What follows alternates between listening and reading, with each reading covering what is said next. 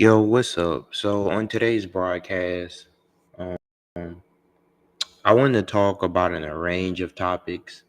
I want to talk about discrimination. I want to talk about politics and also the future of our great nation, the United States. And one of the questions that I was thinking about is how is discrimination holding our nation back? How is discrimination holding our nation back? So without further ado, uh, I'm going to share a clip and we're going to get into it. So you know, Mexico is extremely racist. So we have what are like Guatemalans. Hold on. So what a lot of people don't know is that Mexico is bordered with Guatemala. Yes. Okay, we don't let them in. So the same thing that America does to Mexico, we do to Guatemala. Okay, it just the news is CNN, Fox, CNN, MSNBC, New York Post. They're never going to show you that. But just so you know, Mexico is extremely racist. So we have what are To Guatemalans. even to its own Mexicans. So you got to remember, Mexico was dominated by Spaniards. The only reason I look the way I look Yes. is because I'm 65% Spaniard. Yeah. Mexicans, like real Mexicans, or which is known as Mexica, not Mexico, Yes. Mexica, are 5'4", super dark with big noses and the heads pushed back. Aztecs and Mayans, Like Indians. like you mean? Indians. Yes. Well, we're natives, right? Yeah. So we're blended. So the reality is in Mexico till this day, if you are not light complected, somewhat tall, you're frowned upon to this day. So what a lot of people don't know is that Mexico is bordered with Guatemala. Now, I find that interesting because on my videos that I've been posting lately on this topic, you guys, one of the things that I've been noticing is that I get a lot of flack. I get a lot of people that's on my channel, and what they attempt to do is they don't want to acknowledge the past. And honestly, guys, I wanted to discuss ways that I think that racism and discrimination is holding the United States back from prosperity. Now, we all know that it was built a certain type of way, right? It was built using tactics of divide and conquer, right? But in modern times, it's really not too late to right the wrong. It's really not too late, guys. Despite all of the egregious things that have happened throughout our history, we still have a time and a chance to make things right. We still have a chance to make things right in this country. So I asked AI to tell me 5 ways that it thinks that racism undermines the progress of a nation, of this nation. And it says one, it says economic disadvantage and underutilization of human capital. Racism leads to disparities in education, employment, and wealth accumulation. For instance, according to the Federal Reserve's 2022 survey of consumer finances, the median white family held basically $285,000 in wealth, while the median black family had 44,000 and the median Hispanic family had 61,000. This wealth gap impacts access to capital for entrepreneurship, reduces consumer spending power in marginalized communities, and limits capacity of a significant portion of the population. So basically what it's saying is that economic disadvantage and underutilization of human capital is that when you create a system that's designed to give certain people capital and restrict other people from having capital, that is really going to have an effect on everybody. Health disparities, social instability and division. Racism fuels social unrest, distrust, and the division within the nation. When racial injustices are perceived or actual, they can lead to protests, civil disturbances, and a breakdown of social cohesion. Erosion of trust in institutions. Systemic racism can erode public trust in key institutions, including the justice system, government, and educational bodies.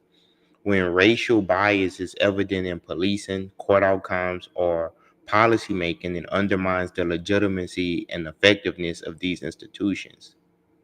Okay, brain drain and reduce global competitiveness. And I think that this is what we're seeing now. In severe cases, persistent racism can lead to a brain drain, where talented individuals from marginalized racial groups may choose in search of more equitable opportunities and environments elsewhere. And in a way, guys, we can see that this is not just in the United States, but this happens in countries like Asia, Africa, Europe. A lot of in America, a lot of people that was discriminated against in their home countries came to America in search of better opportunities, right? And so this isn't something that we are imagining. And I made this background for this video with basically showing a police state forcing people in society to work and build.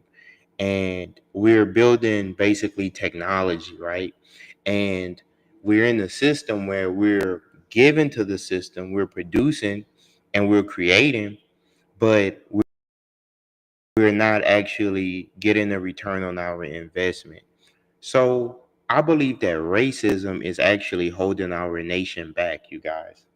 I believe that racism is holding us back because if you purposely undereducate a lot of people, or you're in the system where when they do get an education, you don't want them to prosper, that's just not good for the country, guys.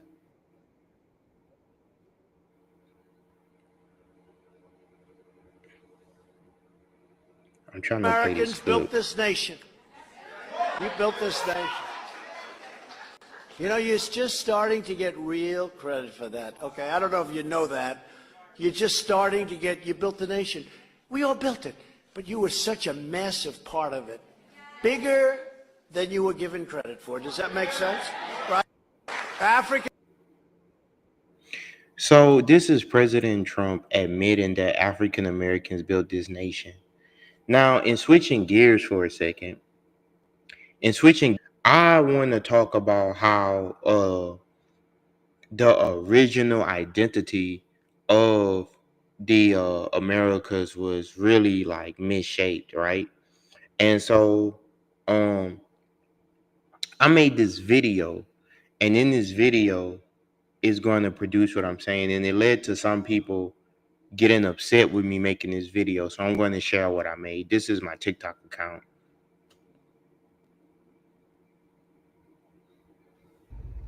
Hey guys, so this picture is from Chiapas, Mexico, and it is a mural that was created in 792 AD of the Mayas.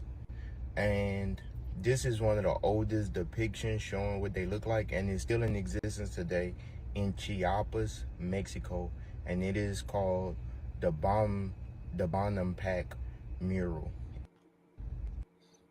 Hey, now a guy commented on my video, and he stated that uh he says those aren't black people, bro. Maya wore red paint despite their skin being copper colored anyway. None of those Maya on the image have nappy kinky hair. They aren't black, bro. So please stop. And I commented, thanks for sharing your opinion. I appreciate it. And someone else says the reach and stretch, the official warm up exercise of pretendians. Okay. Now, all I did, guys, I didn't say anything disrespectful or nothing. I just posted this is a real picture of the Mayans in Chiapas, Mexico. And it led to hate. So I'm going to play the video again and then I'm going to get into what I'm talking about. Guys, so this picture is from Chiapas, Mexico, and it is a mural that was created in 792 AD of the Mayas. And this is one of the oldest depictions showing what they look like, and it's still in existence today in Chiapas, Mexico, and it is called the Bonampak mural. Okay, so when I did that video, it led to a lot of people leaving really crazy comments, um saying that I was I was a pretendian, that I didn't know what I was talking about.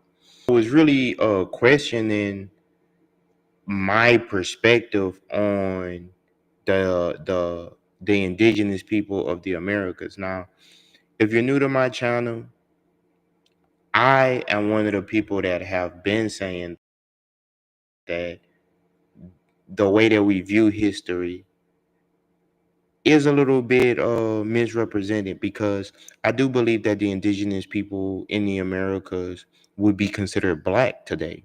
Now, I base that on my own theories, but also when I see work like that and it's showing images and you go to the museums and you look at the images, they clearly look black. Also, when we go into the fact that if you're going to be a foreigner, you're going to take over the land, right? You're going to take over the land. The number one people that's going to be the most mistreated if you're colonizing it are the original owners of the land. And I think that one of the reasons that we get so um confused on this topic is because we have to follow a narrative K through a university that the same people who colonize the country, we have to follow the narrative that they want us to follow. We have to follow the narrative that they want us to follow. And if you question their narrative, if you question what they're saying, then you're a conspiracy theorist. Then you're you're not right upstairs. You must not be intelligent. You could be mentally challenged, because how dare you, a member of a marginalized community, challenge the perspective of the Almighty? Essentially, is what they how they view it, right? But a person like me, I do actual research.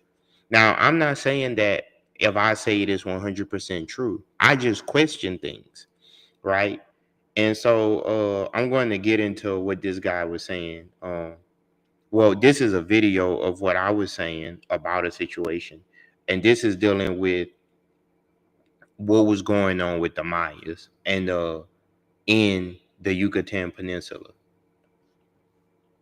So what began to take place was one happening where an entire Mayan village named of Taipei was completely wiped out of men, women, children, and even the elderly. And the whites and the Masitos murdered all of these people. So the Mayans are going to start a caste war, which lasts for a very long time, where they try to expel all of the whites and all of the Masitos out of the Yucatan by unaliving them. So a caste war took place in Mexico um over 100 years ago, you guys, right? So this is common knowledge, right? Like if you study history, this is stuff that you would know. And I like to focus on Mexico and Latin America, because a lot of the evidence of the Native Americans and indigenous people still exists there. In North America, they almost like the colonizers and the people that took over the land, much to where you would think that the United States and Central America and South America are completely different continents, almost like that whatever happened in Mexico has no effect on what happened in the United States or what happens in Canada. Like, I understand it's a vast territory, but it's really one continent, and that's North America, right? or the Americas, right?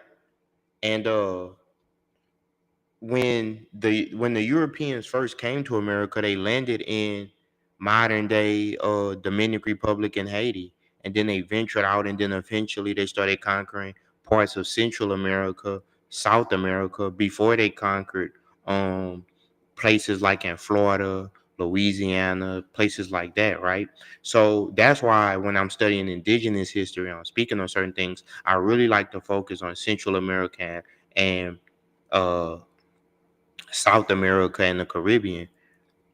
Notwithstanding all of that, we also have to realize that according to their scholars, black people were all or people or darks, right? That we use. We have to be so precise with the words that we use because they can be very confusing. For example, for example, right? Let me share my photo. This is me, right? The picture of me. I am technically brown, right? Most black people are a shade of brown. Black would be like the what the army men in the photo are wearing. That's black. So we call them black people. We call ourselves black, and I'm not trying to argue whether or not we should do that because I embrace it. But what I'm saying is that we're not actually black, like the color black. We are a shade of brown. All of us are shades of brown. And it's crazy that a person would try to argue, like they looked at that picture of the Mayans, and someone would argue and say, oh, these people didn't have kinky hair. And it's like, bro, did you even know that they had a caste war in Mexico against the Mayans? That they tried to ethno genocide these people? And this is in the Don Porfirio era. This actually happened. This is not something that I made up. This actually happened in Mexico and in other places in the continent. And so it's like, uh, uh,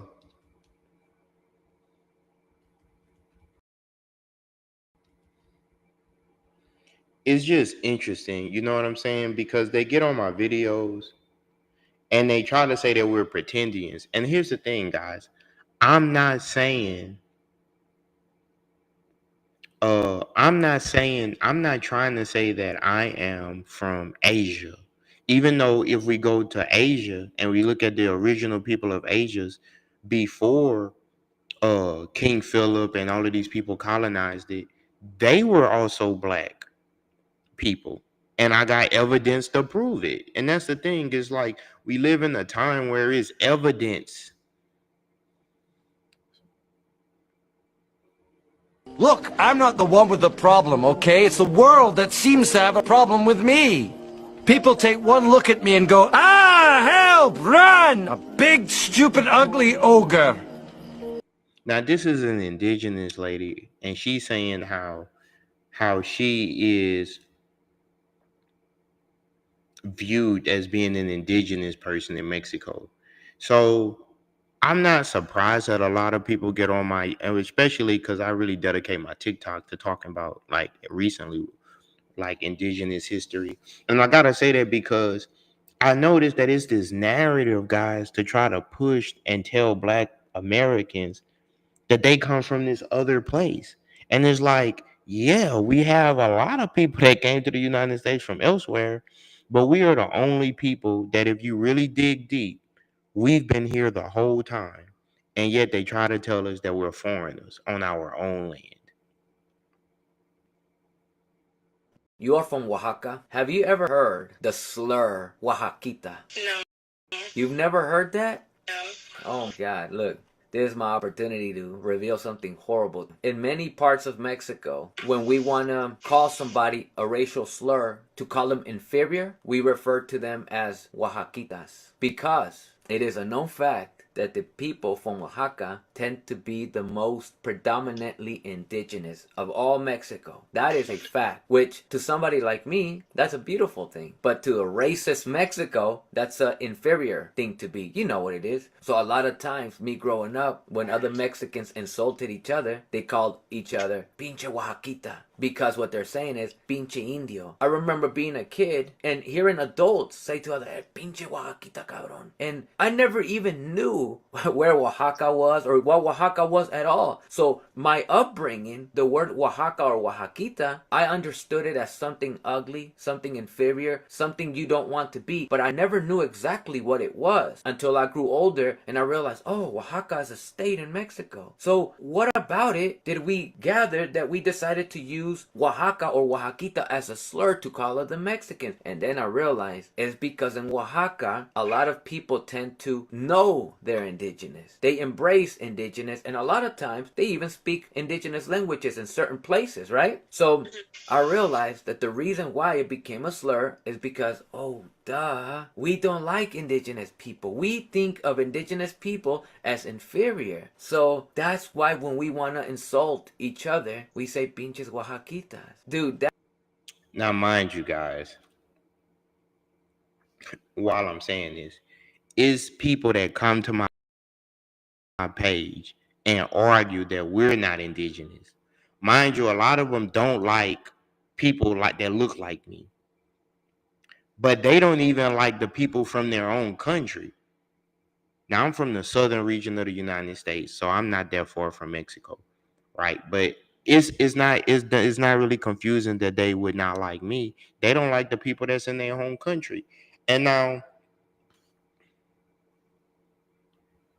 um, uh, a lot of this is victims of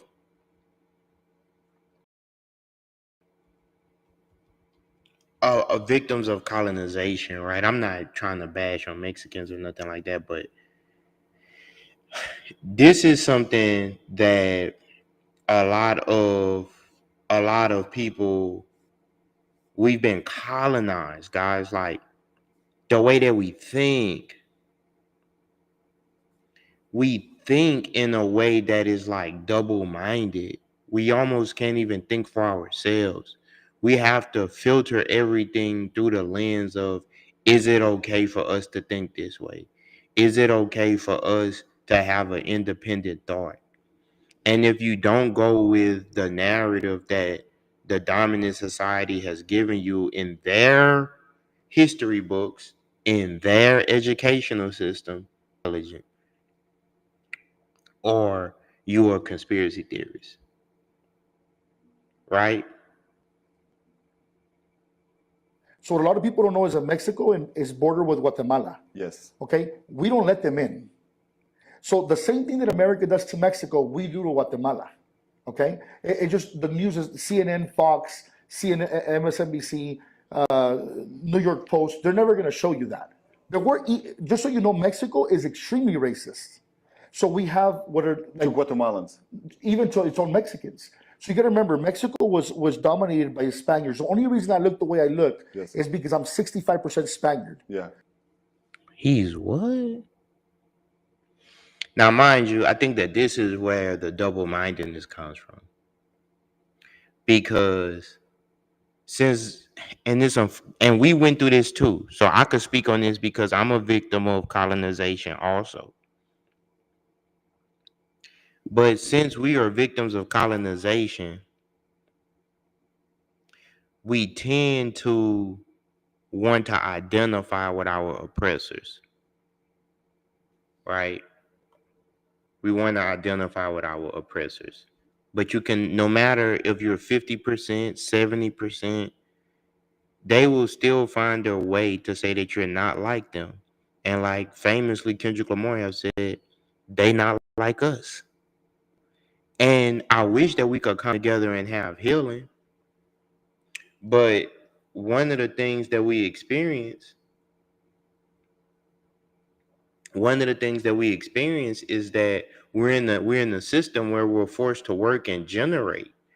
We're forced to work and we're forced to generate uh goods and services. But the truth is, guys, we are victims of colonization. Like, and what I mean by that is our mind and the way that we think have been shaped by outsiders.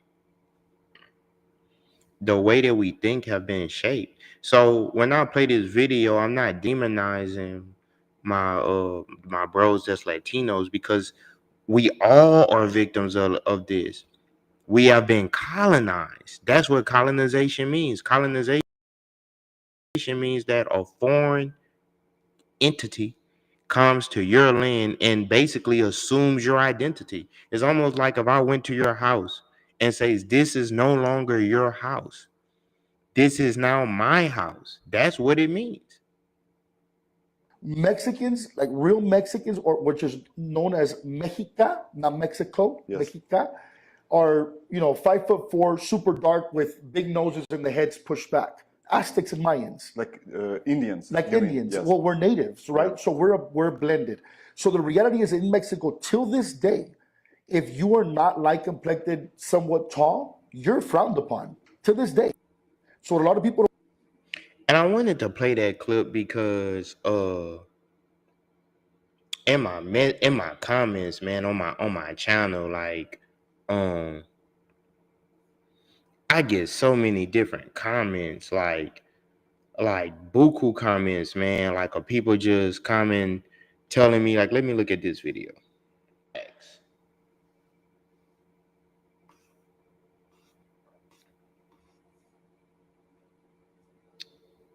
That was me looking at a museum, but I get comments of people telling me just, oh, you're pretending.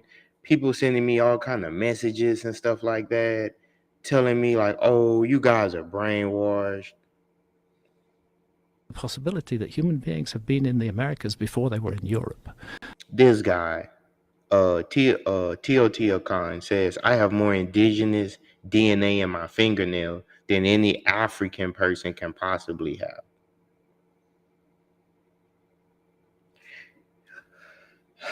So another person says, so what?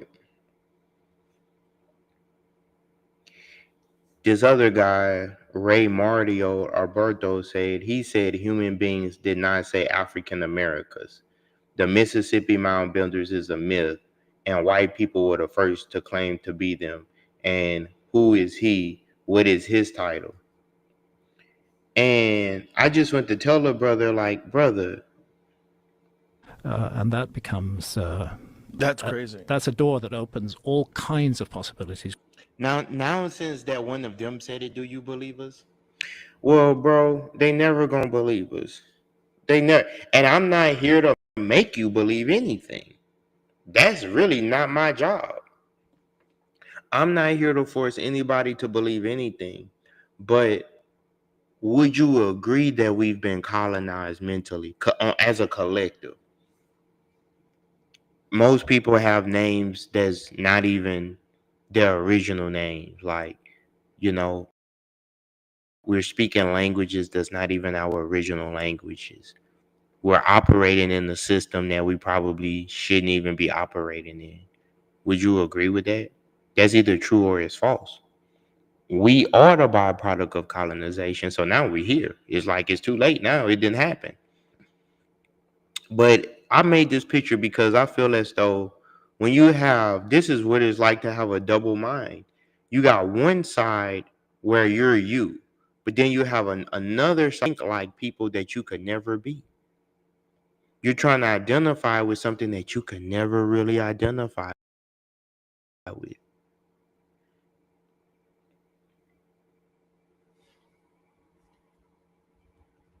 You know what I mean?